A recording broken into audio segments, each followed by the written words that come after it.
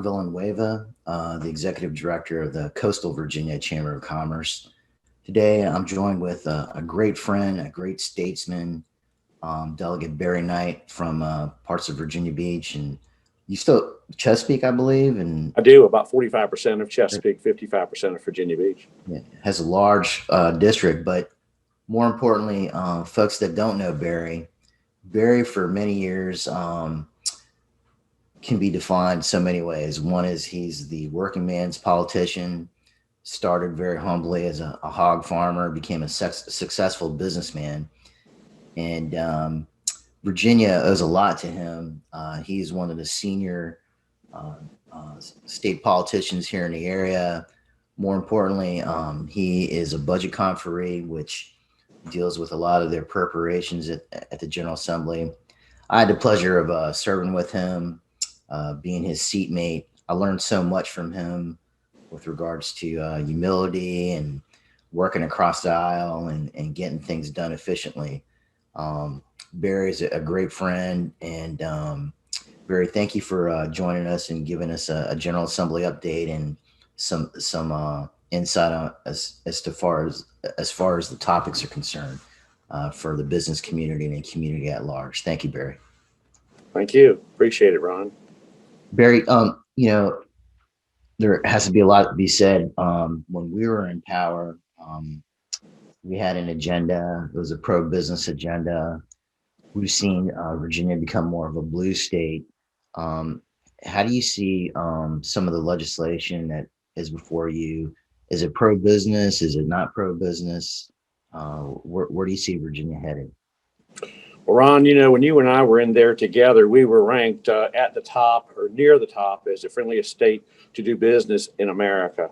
And I'm afraid that ranking is going to slip away from us. We're now mandating unions in there. We're mandating higher minimum wage, and we're not letting the free market work as it should, putting way too many regulations in on people. And we just have too many mandates that we're putting in on business. So I just think that I'm a free market enterprise guy. My mantra is put everybody to work and the rest of our problems go away. So I'm trying to, I'm a pretty bipartisan guy. I'm a Republican, of course, and I believe that, but I'm absolutely pro-business. And I try to tell the other side, look, we got to be careful on this stuff because we don't want to chase business away, because we're Virginia for everybody, for the businesses and the workers. And I would rather have 5 workers working at a decent wage than maybe 2 workers working at a little bit higher wage, and those other 3 people didn't have a job. So we have to strike a balance there. So, for the public, Barry for many years and still is considered the top pro-business legislator. I mean, I remember the Virginia Chamber of Commerce always giving out these rankings, and at the top of the list was always Barry, and behind was always me. And Mhm. but I always appreciated your knowledge and what you gave. Can you give insight with regards to some of the initiatives that we see in Virginia right now? For instance, Virginia has become more of a gambling state, and there's a lot of legislation before us, like casinos, the Queen of Skills gambling, um, those skills machines in 7-Elevens and restaurants. How does that help our business climate, and more importantly, how does that help our budget? Well, we had charitable gaming for years. It was regulated. If you had your local fire department came in, or your Catholic church came in and wanted to play a little bit of bingo, we had tough regulations, and it was very, very small. And Virginia resisted any other type of gambling for years. Then we came along and had Colonial Downs, which was a horse racing. They told us that they could not make it unless they had a little bit of some gambling there. So we allowed them to put these slot machines in that were supposed to be based a little bit on skill, which were historical races. Well, that was a little bit of mission creep there. They were going along. And then for 25 years, Louise Lucas from Portsmouth, the powerful senator, she has wanted to have a casino legislation. So she teamed up with me a couple of years ago. And what we did was we picked 5 economically depressed areas in Virginia: Richmond, Norfolk, Portsmouth, Danville, and Bristol, and said, what we're going to do is flesh out regulations and allow them to have a local referendum to see if they wanted a casino to locate there. Well, they had the referendum this past November on 4 of those localities, and it passed between 66 and over 70%. So overwhelmingly, we're going to be able to have the option to have casinos there. Now, I drafted it with a $300 million minimum capital investment over there. So, and we're going to have a tremendous amount of scrutiny on anyone that's hired. There's even some provisions in there to make sure we have minority participation and ownership. So this bill was very extensive. It took an awful lot of work, but we gave these localities the option to vote if they wanted them themselves, and they said yes. And now, instead of anybody that wants to go to adjoining states, such as MGM up near Washington, to gamble, they have the option if they want to, with a lot of protocols, to gamble in Virginia. And I did put 1% of the profits to go to problem gambling. And you can have an opt-out where you can say, I'm not allowed to gamble if you, like an Alcoholics Anonymous type of situation, if you view you have a problem. So I think we've got a lot of safeguards in there, but it's going to be an absolute economic engine for some of these depressed areas in our state. With regards to economic engine, are you foreseeing a lot of jobs and opportunities in construction? Is that the type of economic activity you guys project? Exactly. When you have a $300 million minimum capital investment over these 5 casinos that will ultimately happen, we're talking over $1.6 billion worth of construction. Then after we have the construction, we'll have regular maintenance on the buildings, but we'll have so many supervisory positions in there, maintenance positions, service positions, and then of course the people that deal the cards in there and oversee the slot machines. And they pay a little bit more money than most people would imagine. So we just do need to create jobs in these economically depressed areas, and it's going to be a big job creator. Well, that's good that the General Assembly is looking at it, and we appreciate your efforts with regards to finding new revenues. Governor Northam has recently talked about legalizing cannabis and the potential economic windfall for that. Where do you see the legislation heading, and where's Virginia at on this right now? Well, I see that the legislation, with the makeup being the Democrats in there, is probably going to pass, but it's absolutely not ready for prime time yet. I mean, for example, we went and this casino bill. This bill took me a couple of years to get it out there and get the regulatory process and such. So what do you do if you legalize marijuana? What if you catch somebody impaired driving down the road? Do we have a test to test that, to see who's going to sell it? Who's going to grow it? What are going to be the THC levels in there? There's just so much. My crystal ball says, which is pretty cloudy, that they'll probably pass some sort of legislation, maybe to create a study and to create a framework. But I don't personally see it being legalized for 2, maybe 3 years. And I could be wrong, but I just don't think they can flesh out the regulations. And Ron, as you know, we try to figure out everything on a piece of legislation. And then when you pass it, someone's going to find a loophole, which you and I always called unintended consequences. That's so very true, Barry. The transportation funding is a perfect example of that. But with regards to cannabis, some of the tenets of the legislation require it setting up to be like the ABC Authority. Now, I know you sat on general laws for a long time and understand the ABC, and you were the subcommittee chair for a long time. Tell me a little bit about how you structure the Cannabis Authority with regards to the ABC Authority. Well, that's a really good question, Ron, because you know that when we had horse racing here and we've got these machines for horse racing, that goes under the Racing Commission. Okay. Then the ABC, as far as the casinos goes, that goes under the lottery. So we've got it. And then these gray machines where you go into a particular restaurant or a 7-Eleven, you've got these slot machines in there, that goes under ABC.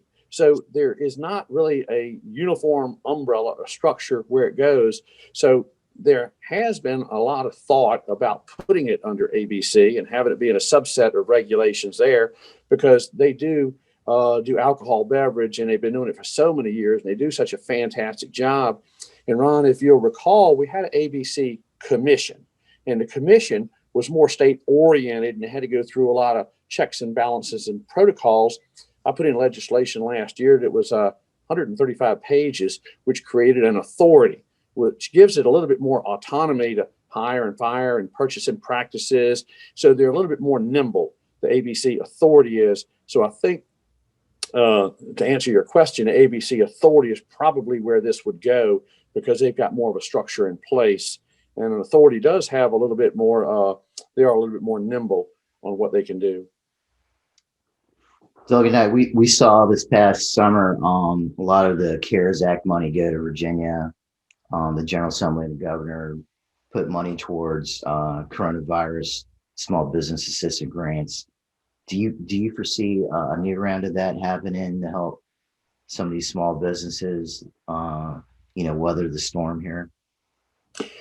I think I do. Of course, that's a function of the federal government, and you probably know as much about that as I do. But I do know that when the original rounds of money came in, overwhelmingly the large companies and large corporations got it. And that's not fair to our mom and pops. These large corporations are more suited to weather the storm.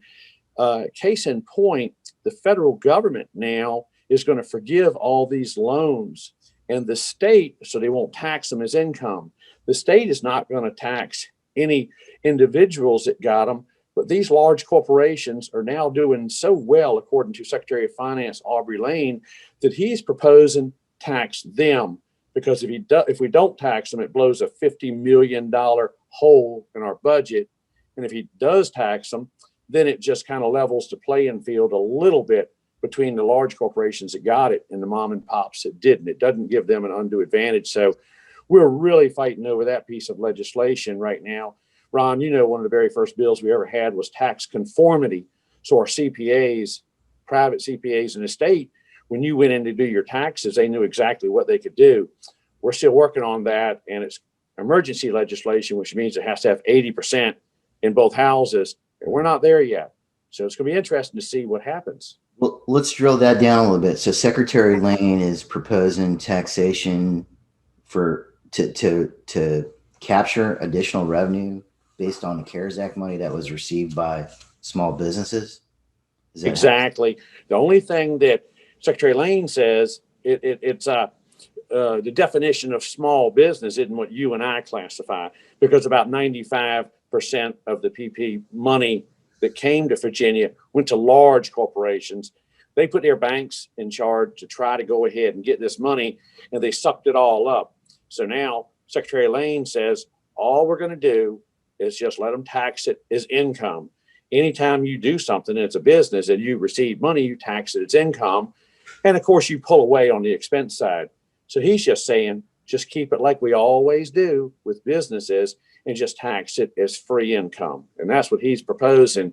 So I actually see both sides of the story. So it's something I'm kind of wrestling with myself. So as a small business owner, we should be fighting against this. Well, it depends. If you got some of that PPP money, then you don't want to pay it. You don't want to pay, have tax consequences. Let's say you're in a, well, let's say this. Let's say that you got $100,000 loan, and the feds say you don't have to pay any taxes on it, and the state says we're going to tax you. So it's a straight 6%. So you've got to pay $6,000 to the state for every $100,000 you got of free money. So when you put it in that perspective, it isn't a very bad deal for someone that collected this money. And it does blow about a $50 million hole in our budget. And it is going to be paid, if the legislation is enacted, by these large corporations that have flourished, because we can tell when they pay their withholding taxes, we can tell that they're doing really well. So the large corporations that got it, they're doing really well, and they can afford it. How is Virginia's economic climate? I mean, with regards to, we hear about here in Hampton Roads, we're heavy on defense contracting, but a lot of folks don't realize we're still One of our economic engines is agriculture. How's the agricultural climate here in Virginia? Are we thriving still, and are we growing? Well, in Virginia, the largest sector is ag and forestry, 3 times greater than any other financial sector that we have in the state of Virginia. So the commodities prices have been kind of low, but now they've been creeping up here in the last 3 or 4 months because it's basically weather related. They're not able to plant soybeans in South America. So, excuse me, that's kind of where we are.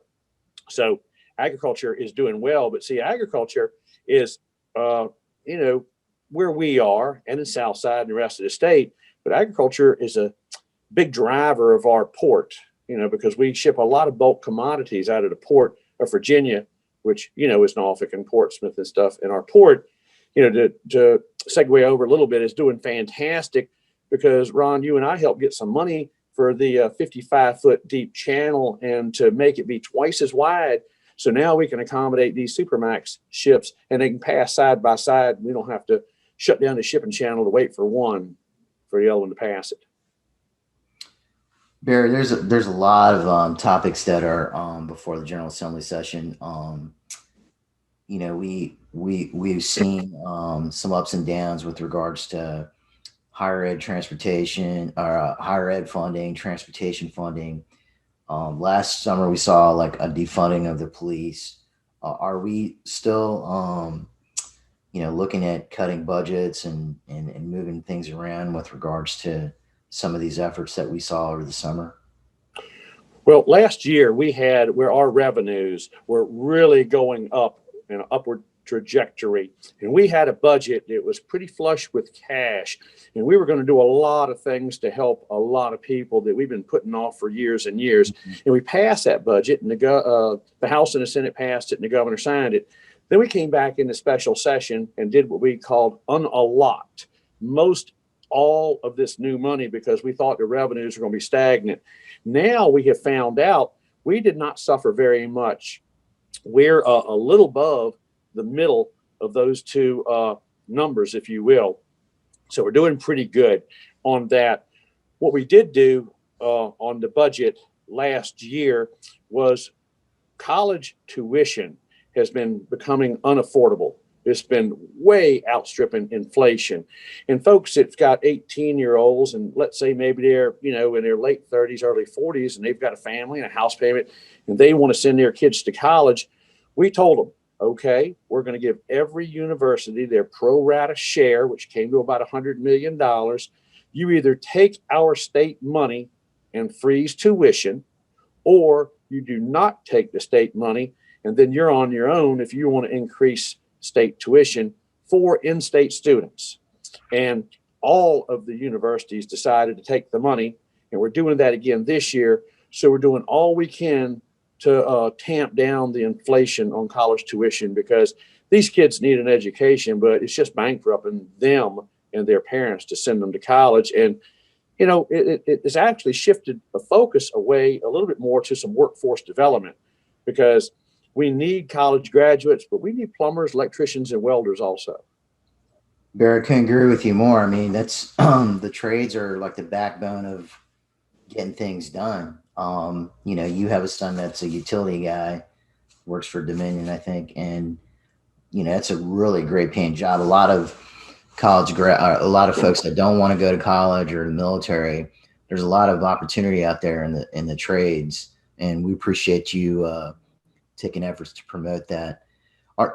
Here in Hampton Roads, what are some of the issues that you see before us that we need to tackle and be aware of?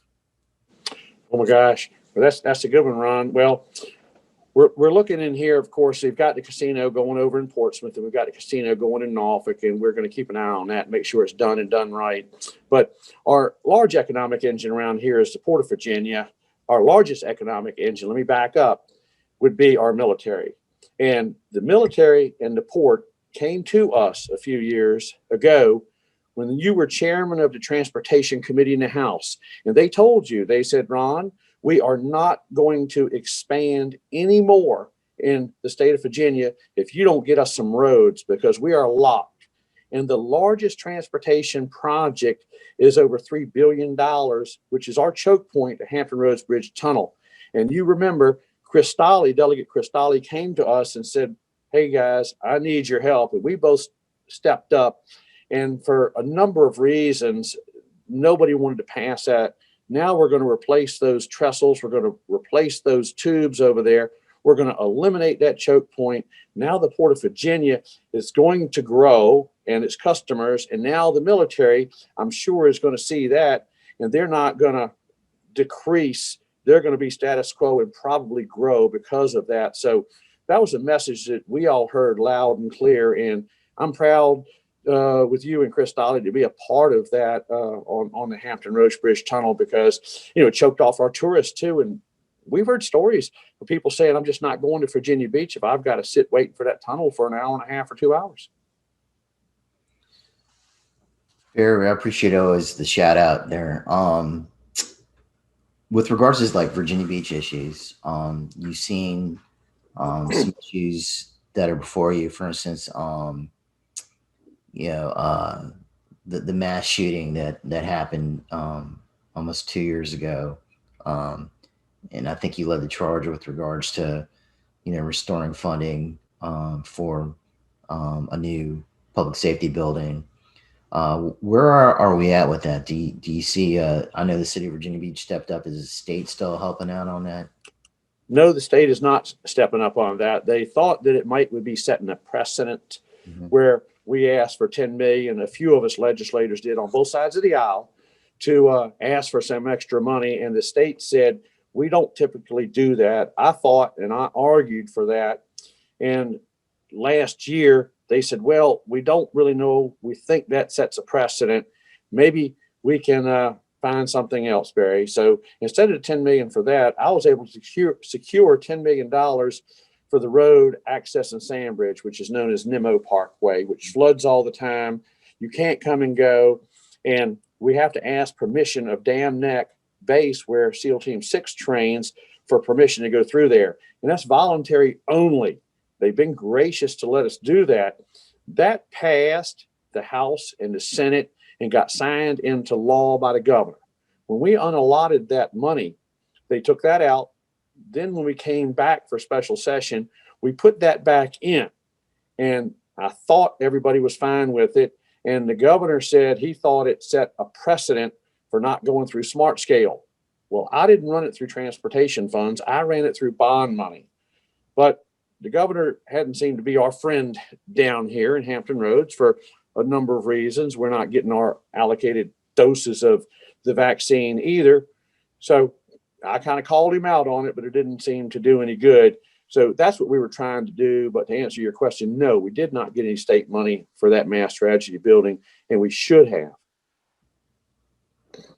Barry, we always appreciate your efforts. I know when I started with you in the House, we had a Veterans Care Center, and I see construction movement going on.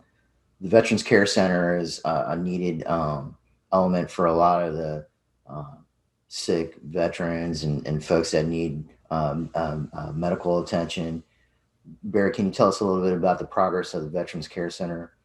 Yeah, if you'll, well, to educate some folks, the 2nd Congressional District that was held by Scott Taylor, that's now held by Elaine Loria, has the greatest concentrations of veterans of any congressional district in America.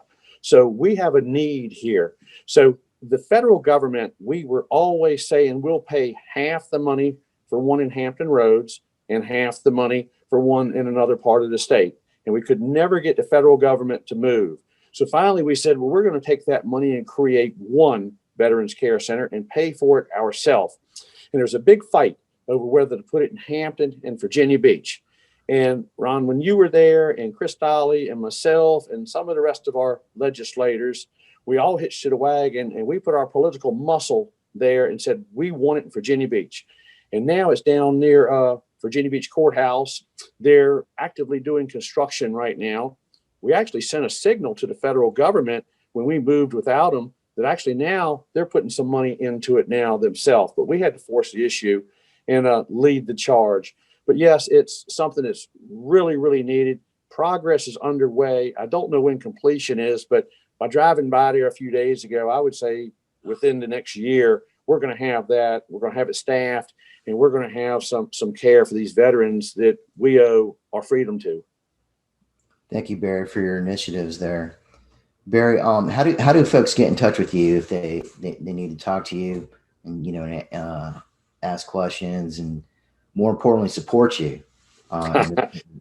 Well, it's kind of a little bit of a running joke, so to speak. You can always find me on a Facebook, under my page. You can always find me on the website. You can always make a telephone call. But my neighbors know, they just come on by. My neighbors just come by, and we sit there and talk, and I enjoy seeing my neighbors. And I go to the barbecues and whatever. We used to have a civic league down here, and I'm just out and about helping to pour coffee at the 7-Eleven. So I've got a presence.